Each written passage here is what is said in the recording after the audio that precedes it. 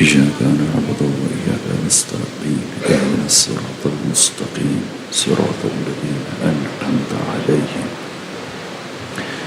غير المغضوب عليهم ولا الضالين.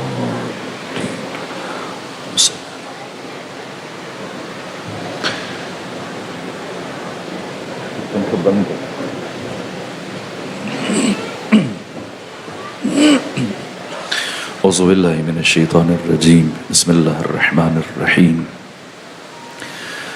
الحمد لله رب العالمين بارئ الخلائق أجمعين الحمد لأهله والصلاة على أهلها الصلاة والسلام على سيد الأنبياء والمرسلين العبد المؤيد الرسولنا المسدد المصطفى الأمجد الحبيب الأحمد النبي الأمي المكي المدني السراج المنير الكوكب الدري صاحب الوقار والسكينة المدفون بأرض مدينة سيدنا ونبينا وشفيع ذنوبنا وطبيب قلوبنا وحبيب نفوسنا ومولانا أبي القاسم محمدا المصطفى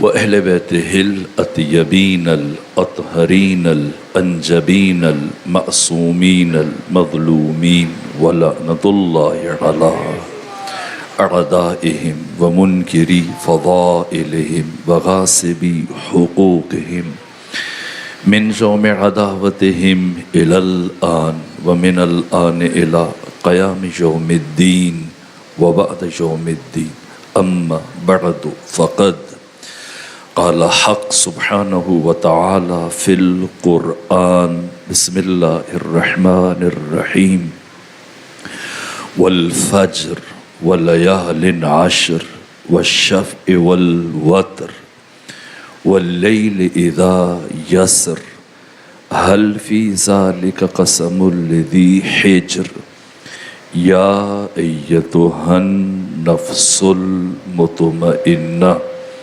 ارجعي إلى ربك راضية مرضية فادخلي في عبادي وادخلی جنتی.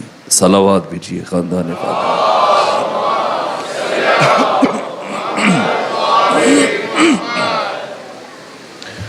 والفجر مجھے فجر کی قسم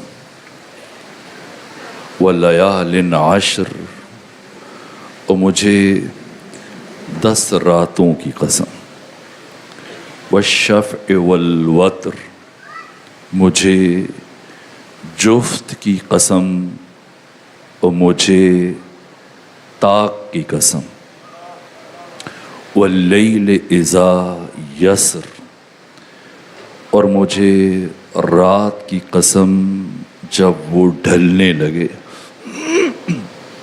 4 آیتوں میں اللہ نے 5 قسمیں استعمال کی اور اس کے بعد عقل بشر کو خطاب کیا اور انسان سے پوچھا حل فی ذالک قسم لذی حجر.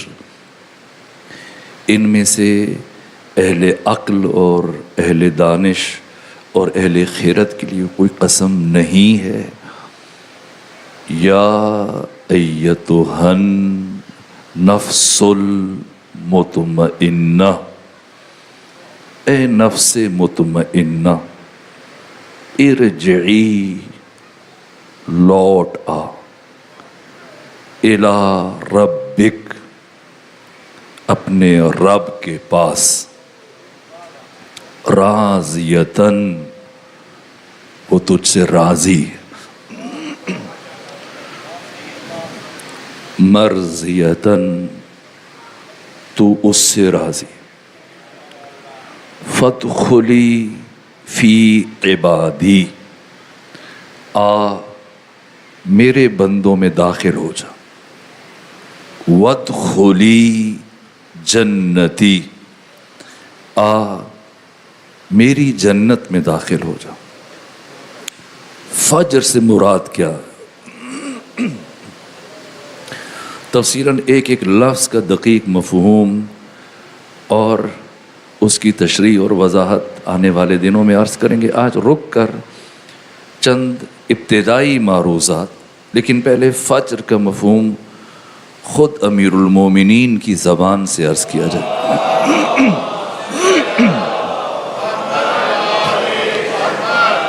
کب بیان کیا؟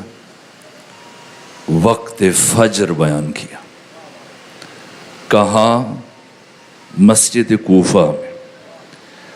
امیر المومنین تہجد نماز شب میں مصروف ہیں، اور آپ کا ایک عاشق حضرت میثم تمار وہ بھی مسجد کوفہ میں موجود ہیں، اور برابر یہ آپ کا معمول تھا کہ امیر المومنین جتنی دیر نماز پڑھتے رہتے میثم آپ کے چہرے کی زیارت کرتے رہتے۔ خوشا بحال میثم، ایک محو ذات ہے، ایک محو اسم ہے۔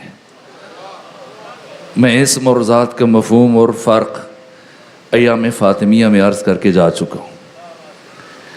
ایک ذات کے ساتھ ہم کلام ہے، محو ذات ہے، ذات کی عبادت کر رہا۔ ایک محو اسم ہے، علی محو ذات، میثم محو اسم ہے۔ جو محو ذات ہے وہ بھی عبادت کر رہا، جو محو اسم ہے وہ بھی عبادت کر رہا۔ ایک ذات سے ہم کلام ہے، دوسرا اسم سے ہم کلام ہے۔ ہر دو محو عبادت ہے۔ مجھے نہیں معلوم اسد اللہ غالب کے مد نظر کیا بات تھی جو انہوں نے یہ شعر کہا۔ مجھے لگتا ہے شاید یہ واقعہ ان کی نگاہ سے گزرا ہوگا کہ غالب ندیم دوست سے آتی ہے بوئے دوست۔ ایک محو ذات ہے، ایک محو اسم ہے، ایک خدا کے ساتھ راز و نیاز میں مصروف ہے، دوسرا علی کے ساتھ دیکھتے ہوئے عالم خیال میں محو گفتگو ہے۔ وہ بھی عبادت کر رہا ہے، یہ بھی عبادت کر رہا ہے۔ اور کیسے عبادت کر رہا ہے؟ جو اسد اللہ غالب نے کہا کہ غالب ندیم دوست سے، دوست کے دوست، ندیم دوست، غالب ندیم دوست سے آتی ہے بوئے دوست، مشغول حق ہوں بندگی بوتراب میں۔ اور میثم برابر یہ آپ کا انداز تھا، اور اکثر امیر المومنین محو عبادت رہتے اور میثم خود ان کی زیارت میں مستغرق رہتے، یہاں تک کہ حضرت نے نماز تمام کی۔ اور جب نماز تمام کی اور بیٹھے تو اب میثم انہی لمحات کا انتظار کر رہے ہوتے کہ حضرت خود آواز دیں۔ امیر المومنین نے آواز دی، میثم چلتے ہوئے آگے بڑھے۔ میثم صاحب اسرار، یہ میثم تمار ہے جنہوں نے قید خانے میں مختار ثقفی سے کہا تھا کہ میں نے امیر المومنین کی زبان سے تمہارے متعلق بہت کچھ سن رکھا ہے۔ مختار نے پوچھا کیا کیا سن رکھا ہے؟ کہا ایک یہ کہ تم، علی نے یہ فرمایا کہ مختار میرے بیٹے حسین کے قاتل عبید اللہ ابن زیاد کے چہرے پر تھپڑ مارے گا۔ اس سے مختار نے کہا کہ اب مجھے یقین ہو گیا کہ یقیناً میں قید خانے سے باہر جاؤں گا، میری قید ختم ہوگی۔ یہ میثم صاحب اسرار، اصحاب امیر المومنین میں سے، جیسے اسبغ بن نباتہ جیسے صعصعہ بن سوان ابدی، جس طرح سے جناب مالک اشتر نقی اور جناب کمیل کہ جو بہت قریب تھے امیر المومنین کے، اور شب کی تاریکیوں میں حضرت تنہائی کے عالم میں انہیں ہمراہ لے کے جاتے تھے. ان برجستہ ترین اصحاب میں سے ایک میثم، جو خلوتوں میں امیر المومنین کے ساتھ بیٹھتے تھے اور حضرت انہیں دل کی باتیں بتاتے. بیٹھے گفتگو ہو رہی ہے کہ چراغ جل رہا ہے مسجد کوفہ میں، ہنگام سحر ہے، اور حضرت نے اپنے دست مبارک سے چراغ کو گل کیا. جب چراغ گل کیا تو میثم نے استفہامیہ نگاہوں سے حضرت کی طرف دیکھا اور عرض کیا کہ آپ نے چراغ بجھا دیا؟ فرمایا ہاں، کیونکہ فجر طلوع ہو رہی ہے. فجر طلوع ہو رہی ہے. اور یہ کہتے ہوئے جناب میثم روایت کرتے ہیں امیر المومنین نے چراغ بجھایا. جب استفسار کیا کہ آپ نے چراغ کیوں بجھا دیا، یعنی وہ سمجھ رہے تھے کہ ابھی ضرورت ہے، ابھی سحر ہے، فجر نہیں ہوئی. فرمایا فجر طلوع ہو چکی ہے. ایسے میں میثم کہتے ہیں کہ علی اٹھے، اٹھ کے کھڑے ہوئے، آگے بڑھے. میں نے پلٹ کر دیکھا تو سامنے سے حسین ابن علی تشریف لا رہے تھے. اور امیر المومنین نے فرمایا اے میثم، میرا بیٹا حسین جسے اللہ نے قرآن میں فجر کہا ہے، اس فجر کی پروردگار قرآن مجید میں قسم اٹھا رہے، والفجر، مجھے فجر کی قسم. اب جب بیان ہو چکا تو عرض کر سکتا ہوں، مجھے حسین ابن علی کی قسم.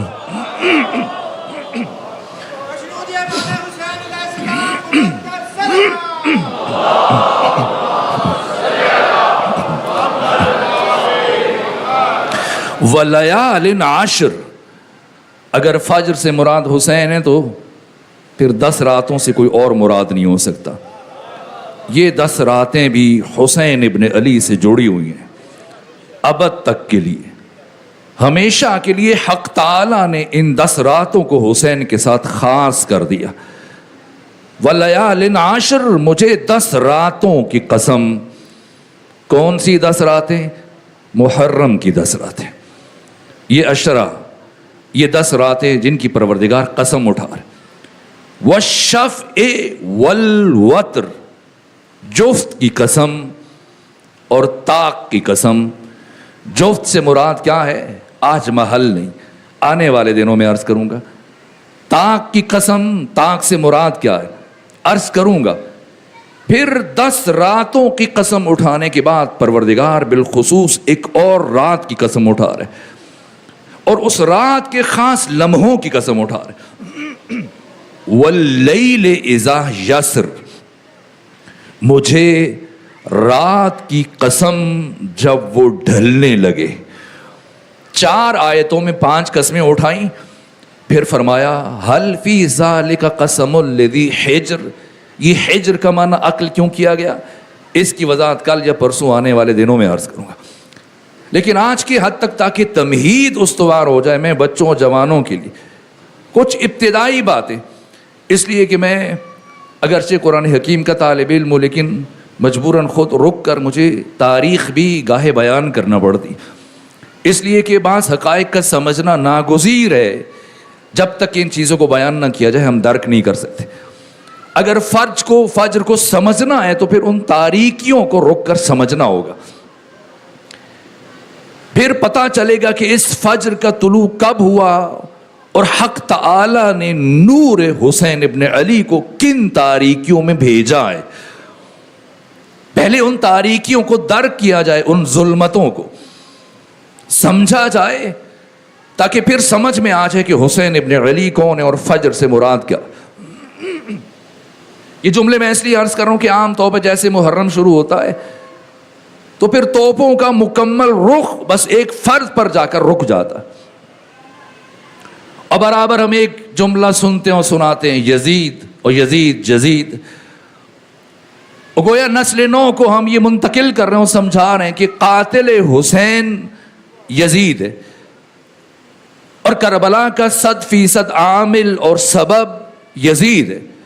جتنا اب تک میں کربلا کی اور اسلام کی تاریخ پڑھ چکا ہوں، میں اس نتیجے پر پہنچوں کہ یزید کا واقعہ کربلا میں کل کردار زیادہ سے زیادہ 10% ہے۔ جیسے چھوٹے بچوں کو آپ ڈرائنگ کی کاپی لا کے دیتے ہیں اور رنگ لا کے دیتے ہیں کہ اس میں رنگ بھرو، یزید کے ہاتھ میں یہ کاپی دی گئی کہ اس میں تم رنگ بھرو۔ یہ کاپی کس نے دی ہے؟ نقشہ کس نے بنایا ہے؟ قتل حسین کی بنیاد کس نے رکھی ہے اور بات کہاں سے چلی ہے؟ ورنہ یزید جیسا نابکار یہ کیسے ممکن ہے کہ صرف 50 سال گزرنے کے بعد، جبکہ صحابہ بھی موجود ہیں اور تابعین ہزاروں کی تعداد میں موجود ہیں، ان سب کی موجودگی میں یزید ابن معاویہ ابن ابو سفیان ابن حرب ابن امیہ، اس کا برسر اقتدار آ جانا یہ کیسے ممکن ہوا؟ اگر ممکن ہوا آنے والے دنوں میں کچھ کردار یزید بھی بیان کروں گا تاکہ پھر حسین سمجھ میں آ جائے۔ تو رف الاشیاء باضدادها، خود یزید کون ہے؟ ایسا نہیں کہ کسی خاندان میں سے ایک فرد وہ کثیف کردار کا حامل بن جاتا ہے اور باقی سارا خاندان اچھا ہوتا ہے۔ اگر کوئی یزید سے متعلق یہ نظریہ رکھتا ہے تو وہ بھی غلطی پر۔ یزید کا تعلق اس شجرہ خبیثہ سے ہے جس کا ہر فرد خود مثل یزید ہے۔ فرق اگر آپ تلاش کرنا چاہیں تو بس اتنا فرق آپ کو آئے گا کہ کوئی چھپ کے کر رہا ہے اور کوئی علنی طور پر کر رہا ہے۔ وہ سب جو خلوتوں میں ہو رہا تھا یزید اسے بزم میں لے کر آ گیا۔ وہ جو سب کچھ احتیاط سے کیا جا رہا تھا یزید نے غیر محتاط ہو کر انجام دینا شروع کر دیا۔ ورنہ یزید اور یزید کے آباء و اجداد میں کوئی فرق نہیں۔ اور یہ جو بات ہم جب محرم میں بس اوقات گفتگو کرتے ہیں رشتہ دار تھے، اور یہ گفتگو ہمیشہ کے لیے ہماری محافل سے نکل جانی چاہیے کہ بنو امیہ بنو ہاشم کے رشتہ دار تھے، اور یہ رشتہ دار تھے، اور کہیں مثلا پیچھے جا کر جس طرح بعض چیزیں بیان کی جاتی ہیں کہ یہ ملحق ہو جاتے ہیں، ایک ہی شجرے سے تعلق ہے۔ نہ، حسین کا تعلق شجرہ طیبہ سے۔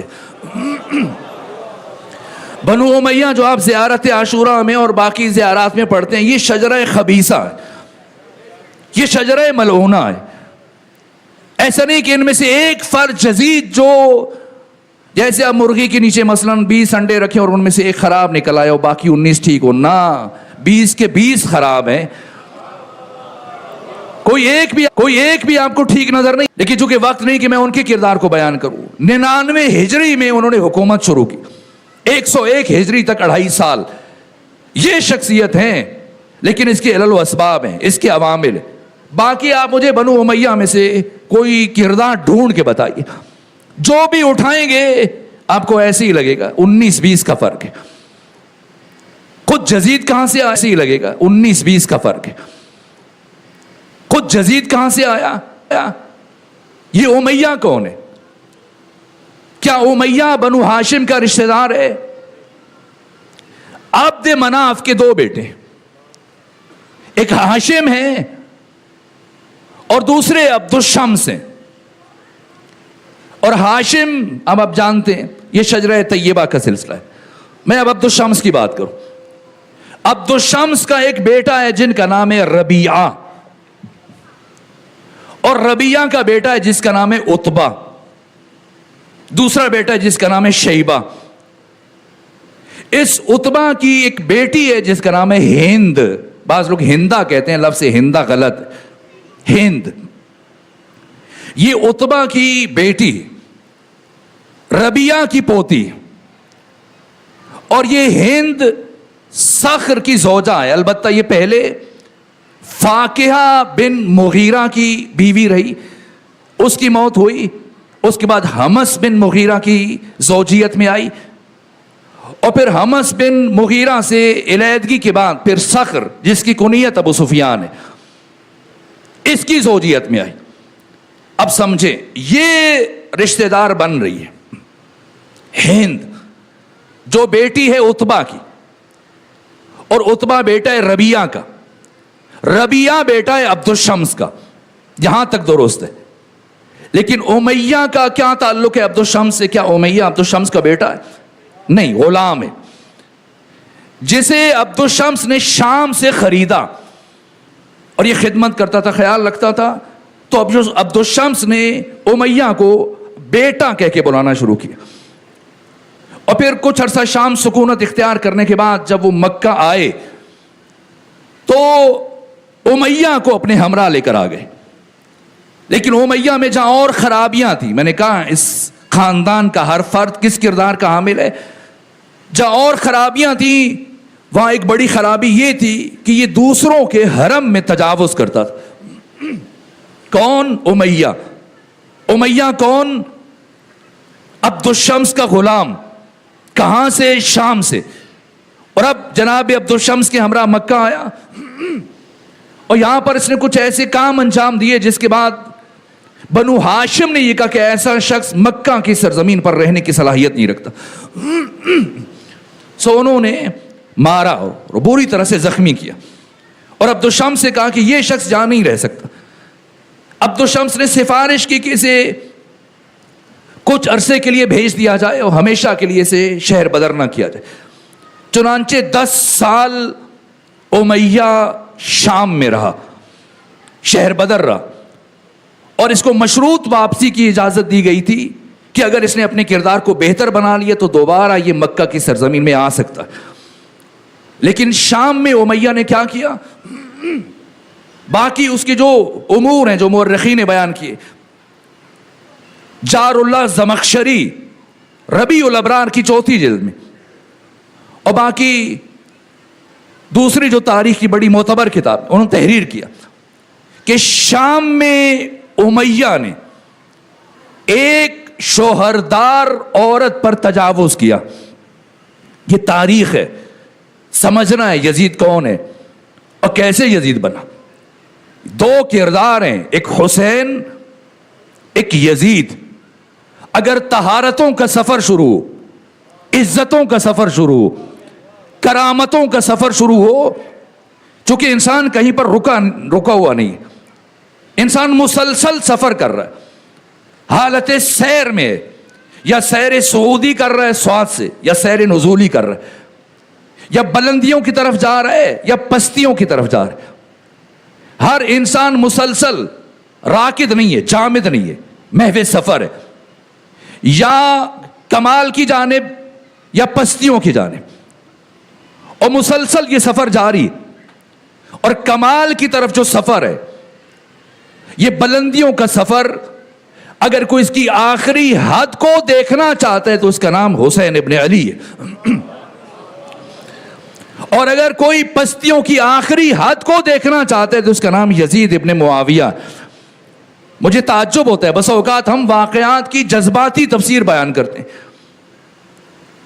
اور احساساتی بنیادوں پر, اور بس اوقات ہم بھی اس طرح کی گفتگو کرتے ہیں جس کا مفہوم یہ ہوتا ہے کہ پیغمبر اس لیے حسین سے محبت کرتے تھے کہ یہ آپ کا نواسا ہے, اس لیے آپ کو پشت پہ بٹھاتے ہیں, اس لیے آپ کے لیے سواری بنے, اس لیے آپ سواری کی آواز نکالتے.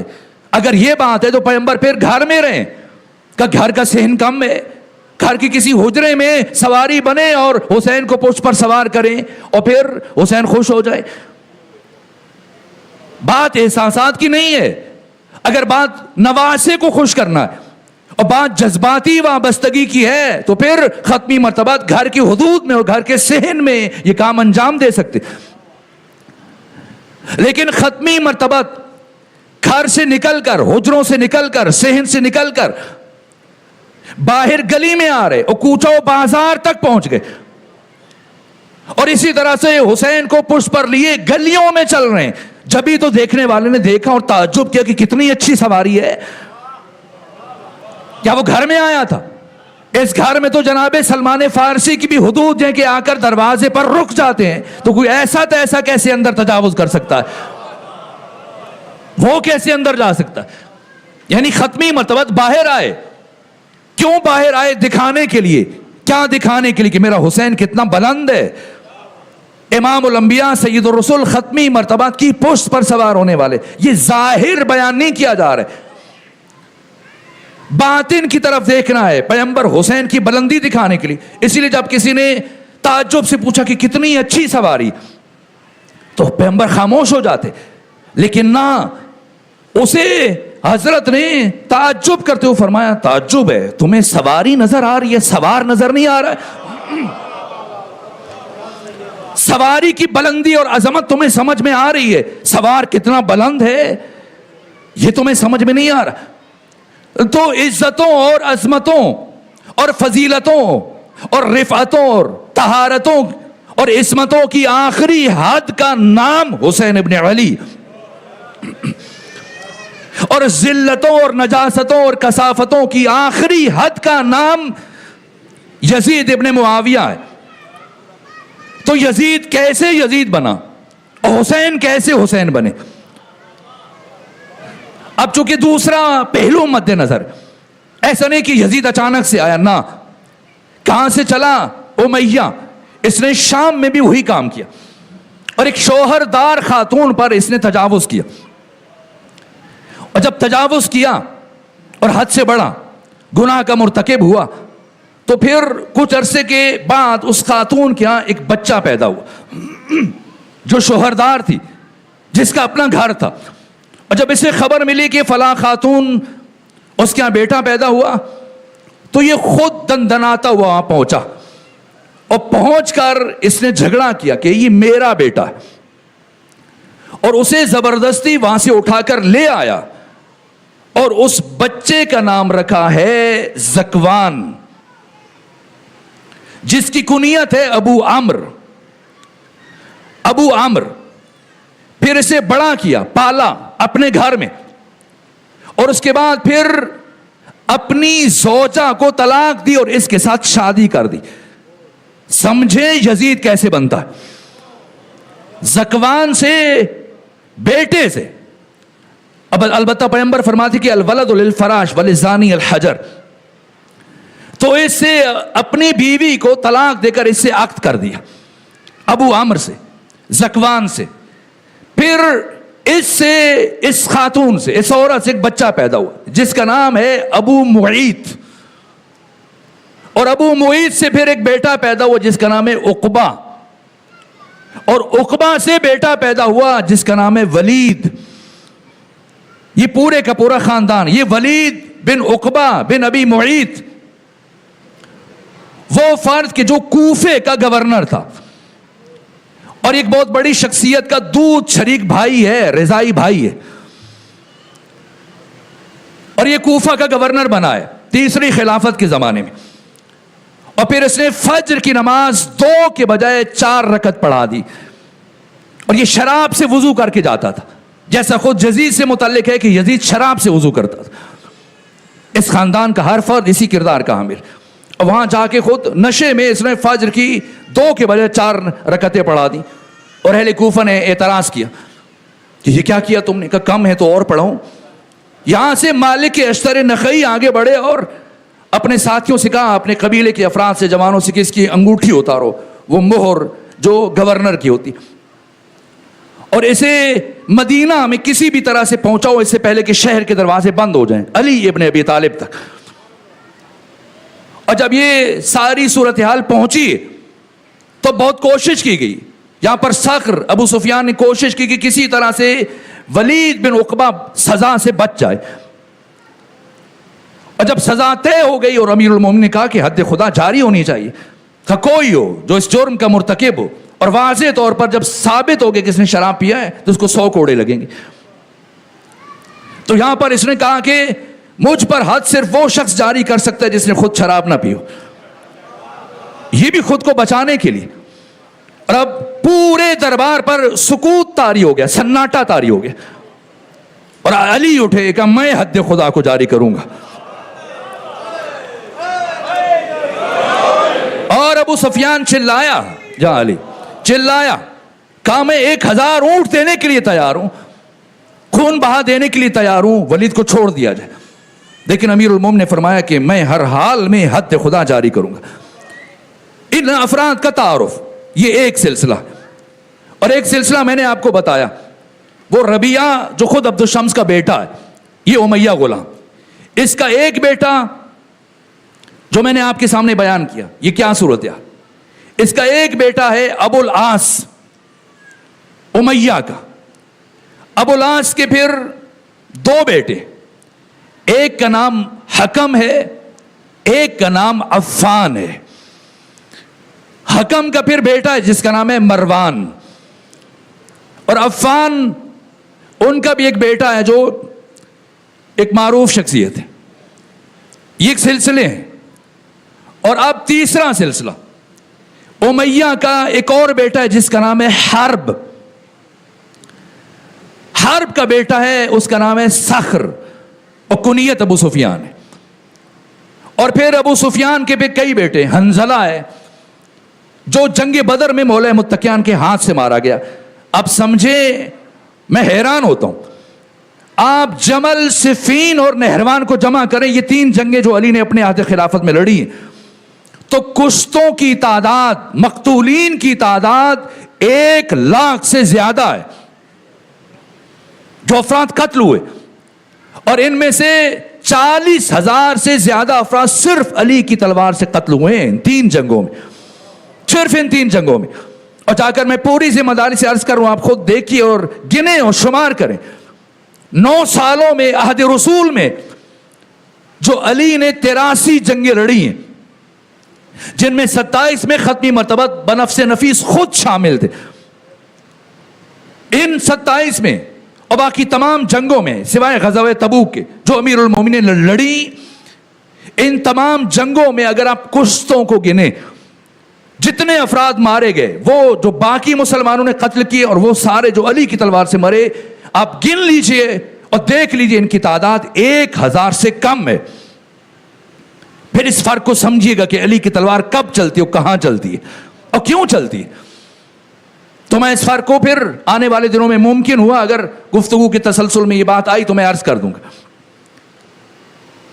تو یہ کردار ہیں۔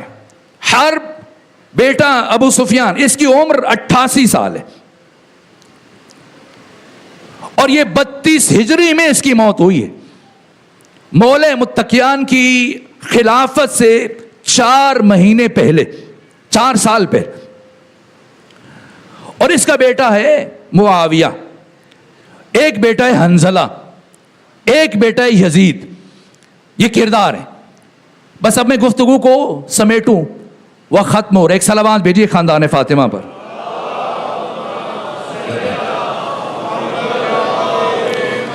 آج کی حد تک میں بات کو سمیٹ دوں، پھر کچھ طبیعت ناساز ہے، میں شرمندہ ہوں کہ میں بہتر انداز میں یہ مسائل آپ کی خدمت تک نہیں پہنچا پا رہا۔ امید ہے کہ کل سے ہم ذرا بہتر انداز میں اور چیزوں کو اور مرتب کر کے، تاکہ کم وقت میں ہم زیادہ حقائق آپ تک پہنچیں اور پھر نتائج لے سکیں، تاکہ فجر سمجھ میں آ جائے کہ حسین کون ہے اور اللہ نے نور حسین ابن علی کو کیوں اس روئے زمین پر اتارا، اور اگر حسین نہ آتے تو کیا ہو جاتا۔ سمجھ رہے ہیں وہ تاریکیاں کیا ہیں۔ یہ کردار جو امیہ کا ہے وہ اس خاندان کے ہر فرد کا وہی کردار ہے۔ اس سے زیادہ میں بیان نہیں کر سکتا۔ اگر کوئی زیادہ سمجھنا چاہتا ہے تو جناب جار اللہ زمخشری صاحب تفسیر کشاف، جن کی وفات 538 ہجری میں ہوئی، ان کی ربیع الابرار کی 4تھی جلد کا مطالعہ کر دیں، کیونکہ میں اس سے زیادہ حقائق اور مسائل کو بیان نہیں کر سکتا۔ یہ کردار۔ اب سوال یہ ہے کہ یہ شجرہ خبیثہ ختمی مرتبت کے مسند اور منبر تک کیسے پہنچا ہے؟ اچانک سے مسلمانوں نے یا کسی نے یزید کو منتخب کر دیا؟ بس یہ ایک بات سمجھے آج کی حد تک تو گفتگو سمیٹ لیں۔ کیسے اقتدار شروع ہوا؟ پہلے مرحلے میں آپ کے علم میں کہ ختمی مرتبت جو غدیر کا مرحلہ طے ہوا ہے، اپنی حیات طیبہ سے تقریباً 3 مہینے 18 دن پہلے ختمی مرتبت نے یہ اعلان کیا۔ 3 مہینے 18 دن پہلے آپ کو یہ حکم ہوا اور پھر آپ نے غدیر میں اعلان کیا۔ اور اعلان غدیر ناقابل فراموش ہے. اب اس کے بیان کا وقت نہیں. پھر پیغمبر کی رحلت ہوئی. میں نے ایام فاطمیہ میں آپ کی خدمت میں عرض کیا تھا کہ پیغمبر نے اپنی بیماری کے 4 دنوں میں 4 کام کیے. ان میں سے ایک کاغذ و قلم طلب کیا, اور پھر کاغذ و قلم نہیں دیا گیا. لیکن پیغمبر نے اصرار نہیں کیا. یہ میں تجزیہ کر رہا ہوں بڑے بڑے محققین کا, جن میں اہل سنت کے بڑے بڑے علماء شامل. انہوں نے بھی یہ بات کی کہ پیغمبر نے کیوں اصرار نہیں کیا کاغذ و قلم کے لیے. اگر پیغمبر کاغذ و قلم کے لیے اصرار کرتے اور کوشش کرتے کہ تحریر لکھ دیں تو کیا ہوتا؟ وہ جو 50 سال کے بعد ہوا وہ 50 سال پہلے ہو جاتا.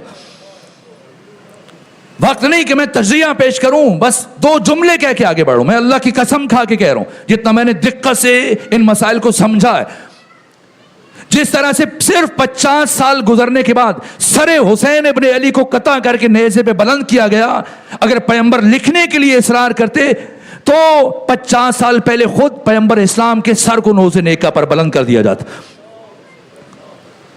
اور 50 سال گزرنے کے بعد جس طرح سے پیغمبر اسلام کی بیٹی, آپ کی نواسی ثانی زہرا زینب کبریٰ, آپ کے سر سے ردا کو چھینا گیا اور آپ کے ہاتھوں میں رسن پہنا کر آپ کو کوچہ و دربار میں لے کے جایا گیا, 50 سال پہلے یہی کام آپ کی بیٹی فاطمہ زہرا کے ساتھ ہو جاتا.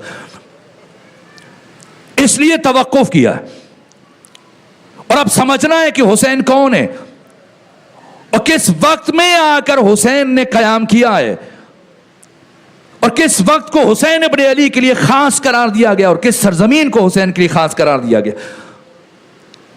ان تاریکیوں میں کس طرح سے حسین ابن علی نور بن کر قیامت تک آنے والے باشعور انسانوں کے لیے چراغ ہدایت بنے, اس کو سمجھنا. میں شرمندہ ہوں, وقت بہت تیزی سے گزر رہا ہے اور چیزیں مجھے چھوڑنا پڑ رہی. یہ کرتاس, اور اس کے بعد پھر ختمی مرتبت کی رحلت ہوئی, اور پھر حق جا بجا ہو گیا, اور پھر ایک شخص ختمی مرتبت کی مسند تک پہنچنے میں کامیاب ہوا. کیسے ہوا؟ اہل سنت کے مایہ ناز عالم عبد الفتاح عبد المقصود نے اس سے متعلق مستقل کتاب لکھی ہے.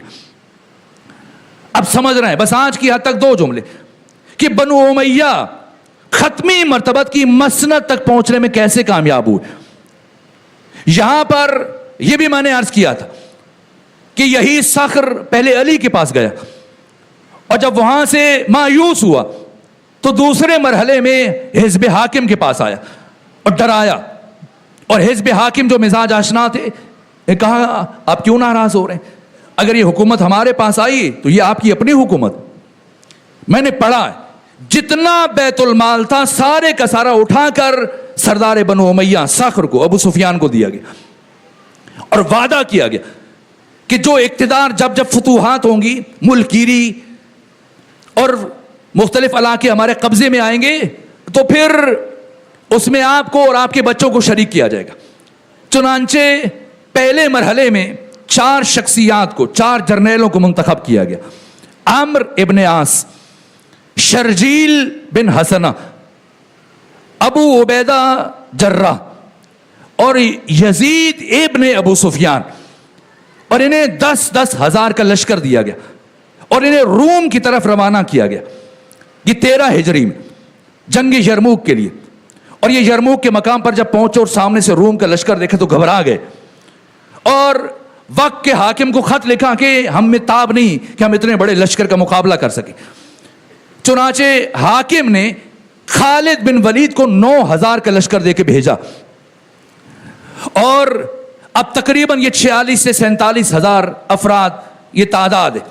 انہوں نے حملہ کیا اور کوشش کرتے رہے لیکن انہیں کوئی کامیابی نہ ملی, یہاں تک کہ 21 جمادی الثانی 13 ہجری کو پہلے حاکم کی وفات ہوئی, اور اب دوسری خلافت کا زمانہ شروع ہوا.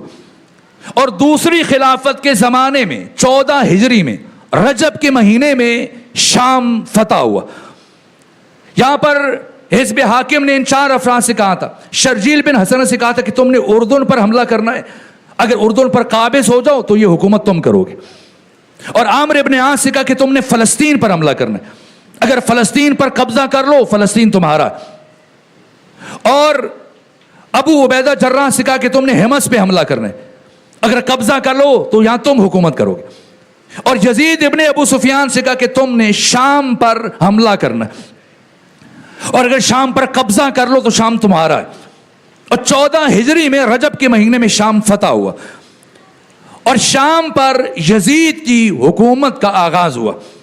یزید ابن صخر، یزید ابن ابو سفیان، اور 14 ہجری سے لے کر 18 ہجری تک اس نے حکومت کی، 4 سال. اور 18 ہجری میں طاعون کی بیماری میں اس کی موت ہوئی، اور اب اس کا چھوٹا بھائی معاویہ ابن ابو سفیان برسر اقتدار ہوا، اور اس نے 18 ہجری سے لے کر 60 ہجری تک، اب بتائیے یہ تقریباً کتنے سال بن گئے؟ 42 سال. 42 سال شام پر حکومت کی. پہلے صرف شام پر حکومت کی 23 ہجری تک. 23 ہجری میں دوسرے خلیفہ کی موت ہوئی، اور جب تیسرے خلیفہ برسر اقتدار آئے تو تیسرے خلیفہ نے شام کے علاوہ قنصرین بھی امیر شام کو دیا، اور لبنان بھی امیر شام کو دیا، اور فلسطین بھی امیر شام کو، اور یہ تمام مضافاتی علاقے اٹھا کر سب اسے دیے. اور وفاق کے بعد اسلامی دنیا میں سب سے بڑی حکومت اب امیر شام کے پاس ہے. صرف یہ شام کا علاقہ نہیں ہے، دمشق نہیں ہے، یہ ساری آبادیاں، یہ اردن، فلسطین، حمص، لبنان، یہ شامات، یہ سارا علاقہ 23 ہجری سے لے کر 36 ہجری تک. اور 36 ہجری میں امیر المومنین جب برسر اقتدار آئے اور خلیفہ سوم کو قتل کر دیا گیا، یا امام حسن مجتبی کی امامت کا آغاز ہوا بعد میں مولا متقیان کی شہادت کے بعد. وہ 7 مہینے 25 دن جو امام حسن مجتبی کا عہد خلافت. اس کے علاوہ تقریباً 5 سال جو امیر المومنین نے حکومت کی 36 سے 40 ہجری تک، یہ سارا عرصہ جنگوں میں گزر گیا. کہیں امیر شام، پہلی جنگ امیر شام نے لڑی لیکن خود سامنے نہیں آیا، کسی اور کو سامنے کیا، جو جنگ جمل ہے، پھر جنگ صفین ہے، پھر جنگ نہروان، اور پھر 40 ہجری میں امیر المومنین کی شہادت ہوئی، اور 7 مہینے 25 دن امام حسن مجتبی نے خلافت کی. پھر صابات کے مقام پر یہ سلو تحریر ہوئی، اور پھر نکھیلا کے مقام پر معاہدہ زیر پا رکھ دیا گیا. میں ایک مختصر اشارتاً یہ تاریخ کے چند اشارے کی. اور یہاں سے بنو امیہ مکمل طور پر امت مسلمہ کے حاکم قرار پائے بلا شرکت غیرے. یہاں سے بنو امیہ کی حکومت کا آغاز ہوا. 40 ہجری سے لے کر 60 ہجری تک 20 سال مسلسل امیر شام نے حکومت کی. ان 20 سالوں میں کیا کیا گیا، میں کچھ اشارے شاید کل کی گفتگو میں عرض کروں گا. اور جو کام کیے، اب میں آپ سے سوال پوچھتا ہوں کہ حزب حاکم نے 1.5 لاکھ صحابہ کرام میں سے اٹھا کر بنو امیہ کے ایک فرد کو کیوں شام کا گورنر قرار دیا ہے؟ شام کی حکومت کیوں؟ مجھے آپ بتائیں. ابھی میں نے کوفہ کی بات کی آپ کے سامنے. کوفہ میں ولید بن عقبہ بن ابی معیط نے صرف فجر کی نماز 2 کے بجائے 4 رکعت پڑھائی. اہل کوفہ سراپا احتجاج بن گئے، اٹھ کے کھڑے ہو گئے، یہاں تک کہ گورنر کو معزول کروا دیا انہوں نے. کوڑے لگے اور اس کو ہٹا دیا گیا. اور خود امیر شام جب شام سے مدینہ آیا اور علی دشمنی میں صرف بسم اللہ کو نماز سے نکالا اور بسم اللہ کے بغیر نماز پڑھی، اور بعضوں نے لکھا کہ آہستہ دل میں پڑھا ہے، بعضوں نے کہا کہ پڑھا ہی نہیں، تو اہل مدینہ سب کے سب صدا احتجاج بلند کی کہ آپ نے کیوں چوری کر لیے، بسم اللہ کو نماز سے کیوں؟ تو کہا معذرت میں بھول گیا تھا. اب آپ سمجھے کہ کوفہ میں صرف فجر کی 2 رکعتوں میں اضافہ ہوا تو پورا کوفہ اٹھ کھڑا ہوا اور بنو امیہ کی حکومت جہاں سے ختم ہو گئی. اور مدینہ میں صرف ایک بسم اللہ کو چھوڑا تو مسلمان اٹھ کھڑے ہوئے کہ کیا کیا آپ نے. اور شام میں نماز جمعہ بدھ کے دن پڑھی گئی اور ایک فرد بھی نہیں اٹھا ہے. اس پہ سوچئے گا اور اس پہ غور کیجئے گا کہ اس کی وجوہات کیا ہیں. اس لیے کہ شام وہ سرزمین ہے جہاں پر اسلام کا کوئی نام و نشان نہیں تھا، اور یہ 14 ہجری میں فتح ہوا. تو جب فتح ہوا تو پھر کسے اسلام کا ریپریزنٹیٹیو اور نمائندہ بن کے جانا چاہیے تھا, اسلام کا چہرہ بن کے جانا چاہیے تھا؟ بڑے بڑے صحابہ کرام موجود ہیں, بڑی بڑی شخصیات موجود ہیں جنہوں نے صدر اسلام میں اسلام قبول کیا, جو حافظ قرآن ہیں, جو پیغمبر کی سنت اور سیرت سے کما حق ہوا آگاہی رکھتے ہیں, ان سب کو نظر انداز کیا گیا. 60-70 ہزار صحابہ کرام موجود ہیں, سب کو چھوڑ کر امیر شام کو کیوں بھیجا جا رہا ہے؟ اتنی بڑی بڑی شخصیات کو کیوں نظر انداز کیا گیا؟ امیر شام نے تو لڑکپن کی عمر میں, ابھی 20 سال بھی پورے نہیں ہوئے, 18 سال کی عمر میں 8 ہجری میں اسلام قبول کیا, بظاہر فتح مکہ کے موقع پر. اس کے بھائیوں نے اور اس کے باپ نے, اور علامہ جلال الدین سیوطی نے اور جریر طبری نے طبری کی تاریخ طبری کی 4تھی جلد میں, اور امام ابن حجر ہیثمی المکی نے تطہیر الجنان کی 1 جلد کے صفحہ 19 پہ یہ چیزیں تحریر کی ہیں کہ اس گروہ کا تعلق مؤلفۃ القلوب سے تھا. مؤلفۃ القلوب جو اسلام کی حقانیت کے سبب سے انہوں نے اسلام قبول نہیں کیا, بلکہ خوف جان سے اسلام قبول کیا جب کوئی دوسرا راستہ نہیں بچا تھا. ان حالات میں اسلام قبول کیا, اور پیغمبر نے ابو سفیان اور اس کے دونوں بیٹوں کو, یزید اور معاویہ کو, حنظلہ تو مولا متقیان کے ہاتھ سے بدر میں قتل ہو گیا, انہی کا بھائی. اب یہ 2 بھائی ہیں, ان تینوں کو, باپ کو بھی 100 اونٹ دیے, بیٹوں کو بھی 100 اونٹ دیے, باقی تمام مسلمانوں کو, صحابہ کرام کو 4 اونٹ دیے جو بیت المال میں ان کا حق بنتا تھا. ان تینوں کو 100 اونٹ دیے. یہ کیا ہے؟ یہ مؤلفۃ القلوب کا حق. اور مولا متقیان نے نہج البلاغہ کے 16 نمبر خط میں تحریر کیا کہ ہرگز یہ لوگ اسلام قبول نہیں لائے کیا ہے انہوں نے, بس استسلموا بل استسلموا, بلکہ ان کو ان کی گردنوں کو جھکا دیا گیا. اب آپ بتائیں, سینے میں سکت نہیں اور ایسی کیفیت نہیں کہ میں زیادہ بہتر انداز میں ان حقائق کو آپ تک منتقل کروں, اور وقت بھی ختم ہو رہا ہے. ایک ایسا فرد کہ جس نے خود اسلام کو نہیں سمجھا ہے اور اسلام کی الف بے سے بے خبر ہے, ایسے شخص کو ایک ایسی سرزمین سونپ دی جائے اسلام کا نمائندہ بنا کر, جس کو ابھی ابھی فتح کیا گیا, اور اس سرزمین کے رہنے والے جو بھی اس کا عمل اور کردار دیکھیں گے اسی کو اسلام سمجھے گے. اس لیے اگر بدھ کے دن نماز جمعہ پڑھا دی گئی تو کسی ایک نے تعجب نہیں کیا. امیر شام, یہ مورخین کا اجماع ہے, کوئی ایسا نہیں کہ میں کسی ایک کتاب سے اٹھا کے بات کروں, نہیں.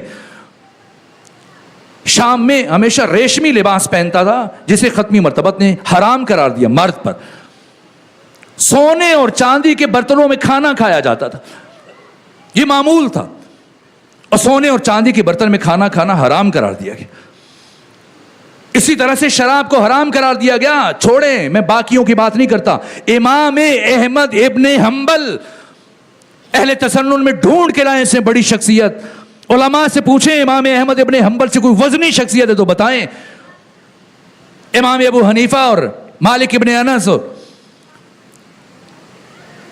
امام شافعی تینوں مل کر بھی امام احمد ابن حنبل کی برابری نہیں کر سکتے. اکیلے احمد ابن حنبل 2.5 لاکھ احادیث کے حافظ ہیں. علم کی دنیا میں, حدیث کی دنیا میں احمد ابن حنبل کا کوئی ہم پلہ نہیں ہے. یہ احمد ابن حنبل اپنی مسند جو دنیا حدیث میں اس سے بڑا ذخیرہ حدیث نہیں ہے,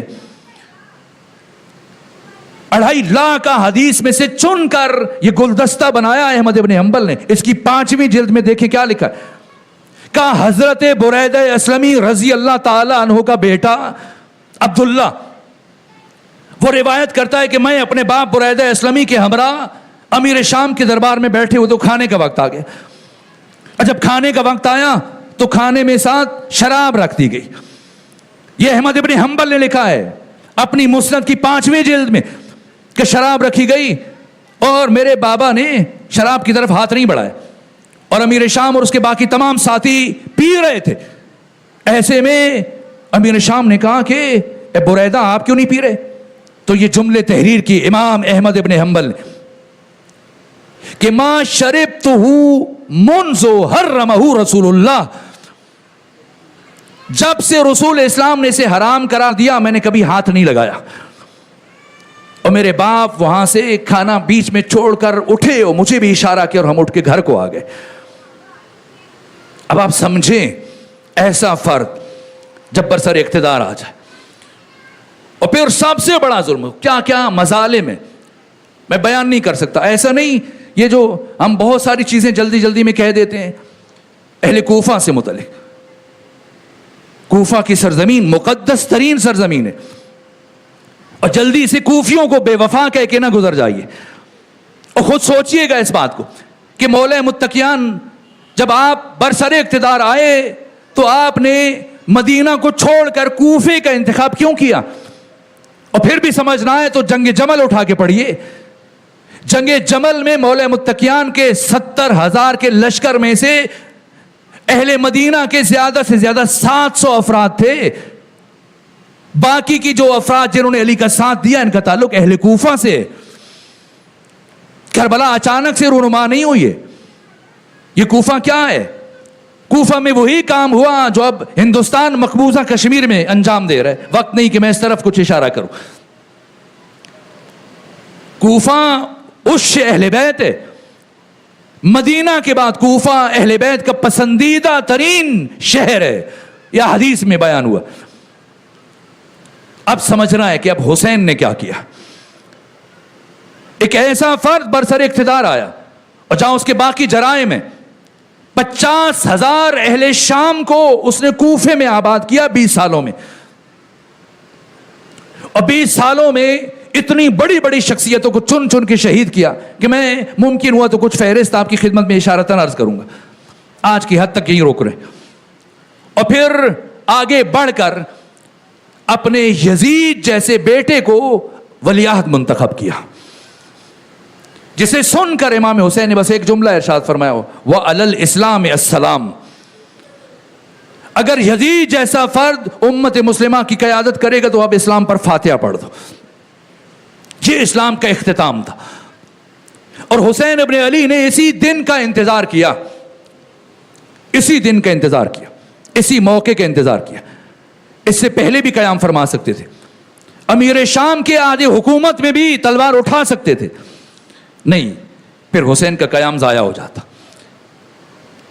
اور جب بیعت کا مطالبہ کیا گیا 28 رجب کو جب جا رہے ہیں تو امام حسین سیدھے عراق چلے جائیں. کیوں نہیں گئے عراق؟ یہ 5 مہینے 12 دن 28 رجب کے بعد 10 محرم, یہ تقریباً 5.5 مہینے بن رہے ہیں. 5.5 مہینے انتظار کیا امام حسین نے. اگر کربلا جانا ہے, کوفہ جانا ہے, تو پھر حسین ابن علی مکہ کیوں گئے؟ اور مکہ گئے تو پھر 4 مہینے 5 دن مکہ میں کیوں رکے؟ عمرہ کر کے آگے چلے جائیں. ویسے بھی تو آپ حج نہیں کر رہے تھے. یہ جو عام طور پر محرم میں یہ پڑھا جاتا ہے کہ امام حسین حج کو عمرے میں تبدیل کیا, یہ بات درست نہیں ہے. امام حسین نے حج کو عمرے میں تبدیل نہیں کیا.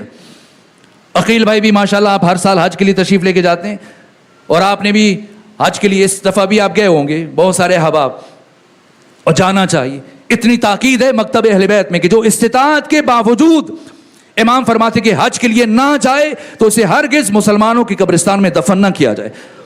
تاکید ہے. حج اہم ترین عبادت ہے. حسین ابن علی جنہوں نے 25 حج پا پیادہ کیے, پیدل ننگے پاؤں چل کے مدینہ سے مکہ گئے حج کے لیے, آج این حج کے موقع پر, اور 2 دن ہے 3 دن ہے رک جائیں, ٹھیک 8 ذی الحج کو مکہ چھوڑ رہے ہیں. یہاں پر خطبہ اور پڑھنے والے پڑھتے ہیں امام حسین نے حج کو عمرے میں تبدیل کیا. نہیں, امام حسین تو حج ہی نہیں کر رہے تھے. خود چھٹے امام سے پوچھا گیا فرزند رسول بتائیے کہ کیا حج کے دنوں میں کوئی شخص عمرہ انجام دے سکتا ہے؟ آپ حج کے لیے جائیں, جیسے ابھی آپ عقیل بھائی حج کے لیے تشریف لے کے گئے ہوئے تھے, ان دنوں میں کیا آپ عمرہ کر سکتے ہیں؟ حج کے لیے جائیں, دن حج کے, اور آپ حج کرنے کے بجائے عمرہ کر کے آ جائیں. کر سکتے ہیں؟ اکثریت نفی میں سارے لا رہی ہے کہ نہیں. یہ سوال چھٹے امام سے پوچھا گیا. شیخ حر عامری نے وسائل الشیعہ بیان کیا, اور کئی روایتیں اوپر نیچے مسلسل ایک سلسلہ ہے روایات کا, ہر روایت میں یہ بیان کیا گیا. جب چھٹے امام سے پوچھا گیا فرزند رسول بتائیں کیا ایام حج میں عمرہ انجام دیا جا سکتا ہے؟ فرمایا ہاں دیا جا سکتا ہے، دیا جا سکتا ہے۔ اور جو دوسرا جملہ ارشاد فرمایا کہ جیسے میرے جد بزرگوار میرے دادا حسین ابن علی نے حج کے ایام میں عمرہ انجام دیا۔ امام حسین تو حج نہیں کر رہے تھے، عمرہ کر رہے تھے، تو عمرہ کر رہے تھے، جب حج نہیں کرنا تو رکے کیوں، انتظار کیوں کیا؟ 5 دن پہلے چلے جائیں مکہ سے، یا چلیں جب حج ہو جائے، چاہے آپ حج نہ کریں 3-4 دن کے بعد چلے جائیں۔ این 8 ذی الحج کو کیوں منتخب کیا؟ اور دوسری طرف جس شام آپ سے بیعت کا مطالبہ کیا گیا، اب سمجھیں اسی رات امام حسین نے مدینہ سے حرکت فرمائی۔ اس بات پہ غور کریں، اور اتنی دقیق تیاری ہے، خیمے اور خوراک اور پانی کی مشکیں اور اسلحہ، یہ تمام تر وسائل زندگی امام حسین نے مدینے سے اونٹوں پر بار کروائے۔ گویا امام حسین پہلے سے اس ایک دن کا انتظار کر رہے تھے، یہ مرحلہ ہے کہ آپ نے مدینہ چھوڑنا ہے۔ اور جیسے ہی آپ ولید بن عتبہ بن ابو سفیان کے دربار سے پلٹ کر آئے، یہ بھی ابو سفیان کا پوتا ہے جو مدینے کا گورنر ہے اور یزید کا چچا زاد بھائی ہے، جب اس نے امام حسین کو بلایا آدھی رات کو، اور جب بلایا تو امام نے فرمایا کہ مجھے اس وقت کیوں بلایا؟ کہنے لگا امیر شام کی موت ہو چکی اور آپ کو بیعت کے لیے بلایا گیا۔ حضرت نے فرمایا رات کی اس تاریکی میں کیوں بلاتے ہو؟ دن میں بلاؤ، اہل مدینہ کے سامنے بلاؤ، روشنی میں بلاؤ، سب کے سامنے بیعت کا مطالبہ کرو، پھر میں تمہیں جواب دوں۔ اگر تم میری بیعت کے ذریعے سے رائے عامہ ہموار کرنا چاہتے ہو تو رات کے سناٹے میں اس مخفی بیعت سے تمہیں کیا ملے گا؟ کہاں آپ ٹھیک کہہ رہے۔ جانے لگے، گورنر ہاؤس سے امام حسین نکلنے لگے تو مروان بن حکم، جسے امیر شام نے عہدے سے ہٹا دیا تھا اور معزول گورنر، سابقہ گورنر، وہ آہستہ سے ولید سے کہتا کہ حسین کو نہ جانے دو، اگر ابھی حسین چلے گئے دوبارہ تمہارے ہاتھ نہیں آئیں گے، اسی وقت یا تو حسین سے بیعت لو، اور اگر حسین بیعت نہ کرے تو یہی قتل کرو، دربار سے باہر نہ جانے دینا۔ اس نے اگرچہ یہ جملے آہستہ سے کہے، لیکن یہ الفاظ امام حسین کے کانوں سے ٹکرائے، اور شہید مرتضیٰ مطہری نے لکھا جیسے بجلی چمکتی ایسے حسین پلٹے، اور پلٹ کر اتنی سرعت سے مروان بن حکم کو گریبان سے پکڑا کہ اسے سنبھلنے کا موقع نہ ملا، اور گریبان سے پکڑنے کے بعد امام حسین نے مروان کو اٹھایا، بلند کیا، اتنا بلند کیا کہ اس کے قدم زمین سے اکھڑ گئے اور اس کا سر دارالعمارہ کی چھت سے ٹکرانے لگ گیا، اور پھر امام حسین اسے زمین پر پٹکا، اور پٹکنے کے بعد کہا مروان تو کب سے اس قابل ہو گیا کہ حسین ابن علی کے ساتھ گفتگو کر سکے؟ تمہاری اتنی جرت کب سے ہو گئی؟ اور اس کے بعد امام حسین ولید کی طرف پلٹے اور وہ تاریخی جملے جو آپ نے بیان کی، اور پھر گورنر ہاؤس سے جب باہر نکلے، البتہ پہلے بنو ہاشم کے جوانوں سے کہا تھا کہ اگر میری آواز نہ آئے تو رک کر دروازے پہ میرا انتظار کرنا، اور اگر میری آواز بلند ہو تو پھر دروازہ کھلنے کا انتظار نہیں کرنا، دروازہ توڑ کر اندر آ جانا۔ اور ان جوانوں کی قیادت کر رہے تھے حضرت ابو الفضل العباس، اور جیسے ہی امام حسین کی آواز بلند ہوئی اگلے لمحے ابو الفضل العباس نے گورنر ہاؤس کے دروازے کو توڑا، اور چند لمحوں کے بعد اندر پہنچے، اور آپ کی تلوار کی نوک مروان بن حکم کی گردن تک پہنچ چکی تھی۔ امام حسین نے منع فرمایا کہ بھیا عباس چلیں، واپس گھر چلیں۔ سارے راستے پلٹتے ہوئے گورنر ہاؤس سے اپنے گھر تک امام حسین نے کسی سے کوئی بات نہیں کی، اور گھر بھی نہیں گئے۔ کہاں گئے؟ اپنی خواہر گرامی زینب کبریٰ عقیلہ بنی ہاشم، کربلا کی شیر دل خاتون، جناب ثانی زہرا کے پاس گئے، اور مورخین نے لکھا کہ بہت دیر تک حسین اپنی خواہر گرامی کے ساتھ گفتگو کرتے رہے، اتنی دیر بیٹھے کہ کئی گھنٹے گزر گئے، اور جب اٹھے تو لکھنے کا سامان منگوایا اور وصیت کی۔ اس دوران میں کسی اور شخصیت سے نہیں ملے، اور وصیت لکھنے کے بعد اب کوچ کا حکم دیا، تیاری کا حکم دیا، روانگی کا حکم دیا. اب قافلہ آماد ہے, مشقیں بار کی جا رہی ہیں, خیموں کو بار کیا جا رہا ہے, باقی اشیاء خورد و نوش کو اونٹوں کے اوپر بار کیا جا رہا ہے. اور اب مدینے کی گلیوں میں اس طرح سے اونٹ قطار اندر قطار کھڑے ہیں اور یہ قافلہ روانگی کے لیے تیار ہے. اور یہ خبر پورے مدینے میں آگ کی طرح سے پھیل چکی ہے کہ حسین ابن علی مدینہ چھوڑ رہے ہیں. افراد اپنے گھروں کے چھتوں پہ کھڑے ہیں. مدینے کی گلیوں میں, وہ بنو ہاشم کی گلیوں میں افراد کا ایک ہجوم ہے. سب حیران ہیں, پریشان ہیں, دکھی ہیں, اداس ہیں. ایسے میں امام نے جب تیاری کا حکم دیا اور اونٹوں کو باہر کیا جا رہا ہے تو یہ خبر جناب محمد حنفیہ تک پہنچی کہ آپ کے بھائی حسین ابن علی مدینہ چھوڑ کر جا رہے ہیں. یہ وضو کر رہے تھے نماز شب کے لیے, نماز تہجد کے لیے. انہوں نے وہیں وضو کا برتن پھینکا اور ننگے پاؤں دوڑے دوڑے آئے اور آ کر امام حسین کی بارگاہ میں عرض کیا کہ بھیا اب کہاں جا رہے ہیں؟ فرمایا عراق جا رہا ہوں. دست ادب جوڑ دیے. نے کہا فرزند رسول عراق نہ جائیے, عراق نہ جائیے. اس کے جواب میں امام حسین نے فیصلہ کن جملہ ارشاد فرمایا. فرمایا سنو حنفیہ, شاء اللہ ہو ان یرانی قتیلا, اللہ مجھے اپنے راستے میں شہید ہوتے ہوئے دیکھنا چاہتا ہے. یہ سنا تو اب جناب حنفیہ کو کچھ کہنے کی جرت نہیں ہوئی. لیکن پھر جب دیکھا کہ چند لمحوں کے بعد بیویوں کو محملوں پر بٹھایا جا رہا ہے تو ایک مرتبہ آپ کے وجود پر لرزہ طاری ہوا. آگے بڑھے اور تعجب سے امام حسین سے پوچھا کیا مخدرات عصمت و طہارت کو بھی ساتھ لے جائیں گے؟ نبی زادیوں کو بھی اپنے ہمراہ لے کے جائیں گے؟ فرمایا ہاں انہیں بھی ساتھ لے کے جاؤں گا. عرض کیا بھیا حسین آپ جا رہے ہیں, میں آپ کو نہیں روک سکتا, لیکن کم سے کم نبی زادیوں کو اپنے ہمراہ عراق نہ لے جائیے. اس کے جواب میں امام حسین نے فیصلہ کن جملہ ارشاد فرمایا. فرمایا سنو حنفیہ, شاء اللہ ہو ان یراہن سبایا, اللہ ان بیبیوں کو اپنے راستے میں اسیر ہوتے ہوئے دیکھنا چاہتا. دین خدا اس وقت تک نہیں بچ سکتا جب تک کہ میں خدا کے راستے میں شہید نہ ہو جاؤں, اور دین خدا اس وقت تک نہیں بچ سکتا جب تک کہ محمد کی بیٹیاں اللہ کے راستے میں بے مکنہ و چادر اسیر نہ ہو جائیں. بس اب بیبیوں کو سوار کرنے کا حکم دیا گیا. 2 جملے عرض کروں کہ مجلس مکمل ہو جائے, تفصیلی مصائب کل عرض کروں گا. یہاں تک کہ راوی کہتا ہے کہ اب اہل مدینہ جو اضطراب کے عالم میں گھروں کے چھتوں پہ کھڑے تھے, منادی نے ندا دی اہل مدینہ گھروں کے چھتوں سے نیچے اتر آؤ, اور اب سب لوگ حسین ابن علی کے بیت الشرف سے دور ہو جاؤ, اس لیے کہ اب نبی زادیوں کے سوار ہونے کی باری آ رہی ہے. یہاں تک کہ راوی کہتا ہے میں کچھ فاصلے پہ کھڑا یہ سارا منظر دیکھ رہا تھا کہ ایک جوان اٹھتا ہے اور وہ ایک بیوی کو سہارا دے کر اونٹ پر محمل پر سوار کرتا ہے. پھر اور جوان آگے بڑھتا ہے, وہ کسی دوسری بیوی کو سوار کرتا ہے. پھر ایک اور جوان آگے جاتا ہے, وہ کسی تیسری خاتون کو سوار کرتا ہے.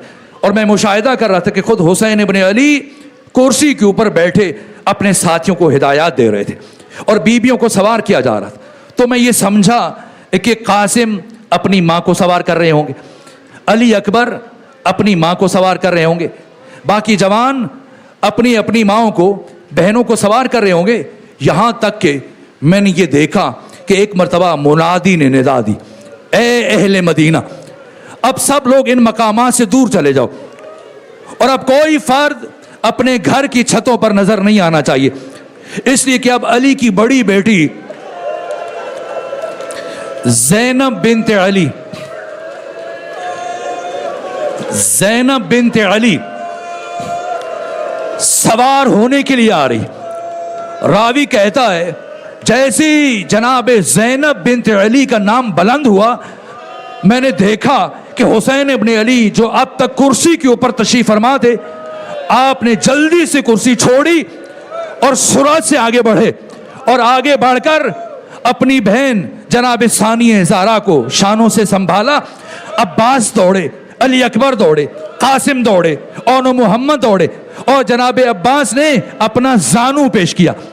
جناب علی اکبر نے عماری کا پردہ ہٹایا اور جناب حسین ابن علی نے خود اپنے ہاتھوں سے خواہر گرامی کو سوار کیا، اس عزت کے ساتھ، اس شان کے ساتھ۔ یہ 28 رجب ہے، یہ مدینہ ہے، اور پھر کچھ وقت گزرنے کے بعد 11 محرم کا دن آیا،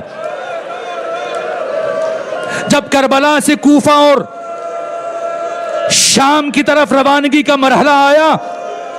ایک مرتبہ آج کوئی سوار کروانے والا نہیں، ثانیہ زہرا ایک ایک بی بی کو سوار کروا رہی ہے، ایک ایک بچے کو سوار کرا رہی ہیں، یہاں تک کہ ثانیہ زہرا نے خود اپنے ہاتھوں سے سید سجاد کو سوار کروایا۔ اور سب کو سوار کروانے کے بعد جب اپنے سوار ہونے کی باری آئی، داہنے بائنے دیکھا، کوئی موجود نہیں ہے۔ ایک مرتبہ آپ محمل کی طرف بڑھی اور اب رخ کیا مقتل کی طرف اور فرمایا اٹھو علی اکبر دیکھو، پھوپھی سوار ہو رہی ہے، قاسم اٹھو دیکھو پھوپھی سوار ہو رہی ہے، اونو محمد اٹھو دیکھو تمہاری ماں سوار ہونے لگی ہے۔ راوی کہتا ہے بی بی ہر شہید کا نام ایک مرتبہ لے رہی تھی، لیکن ایک نام وہ تھا جسے برابر ثانیہ زہرا اپنی زبان سے ادا کر رہی تھی، فرما رہی تھی عباس، عباس۔